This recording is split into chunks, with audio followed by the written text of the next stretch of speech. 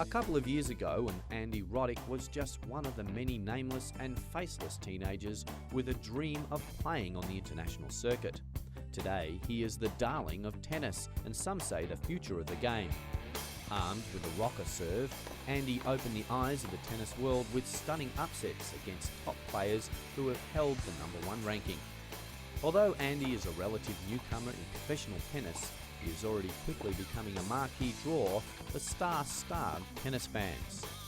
His face has adorned the cover of popular Tennis Week magazine. He's been featured in Sports Illustrated, ESPN the magazine, the New York Times, USA Today, People, and The Late Show with David Letterman, and was voted the world's most beautiful man of September 2001. Andy is the heir apparent to the American tennis throne. In fact, that title now follows him like tin cans on a string behind a newlywed couple's car.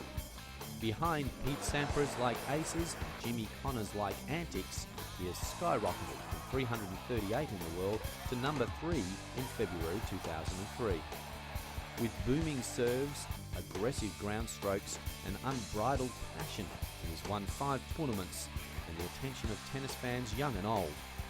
Born in Omaha, Nebraska, Andy was raised in Austin and now lives in Boca Raton, Florida.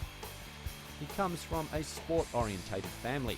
His brother John was an All-American tennis player at the University of Georgia, while his oldest brother Lawrence was a champion springboard diver.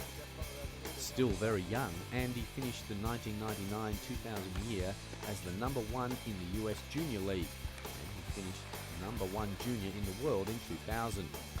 While in the juniors, Andy won 6 singles titles and 7 doubles titles. After he turned pro in 2000, he quickly became well known by the public. One of his greatest achievements was to win 3 ATP titles that year, handing him the record of being the first American teenager to win 3 or more ATP tournaments in a year since Pete Sampras in 1990. With such overnight success, the media attention has been relentless. Roddick is one of the hot stories on the ATP Tour, especially in the United States. That picked up in early 2003 as he steamrolled into the quarterfinals at the Australian Open. What happened next is etched into history. Andy defeated Morocco's Young Elenoui in a sensational 5-set marathon to advance to his first ever Grand Slam semi-final.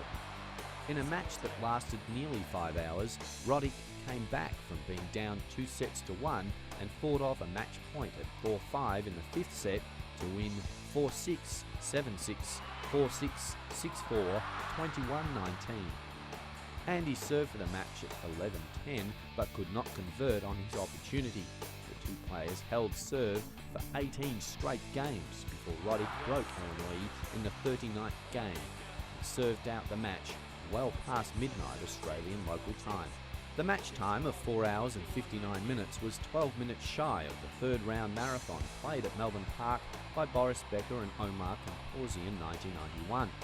But with 73 total games, it was the longest match at the Australian Open in terms of games played since the tiebreak was instituted for all but the deciding set in 1971. In 1970, Dennis Ralston defeated Aussie John Newcombe in a quarter-final match that had 94 total games. As tennis fans and officials anticipate the retirements of Sampras and Agassi, the search has been on for the next great American star. For now, that title has fallen upon Roddick. So is Roddick the future of American tennis? Well, he's shown all the hallmarks of being just that man, but only time will tell. So for now, all we can do is sit back and enjoy the show.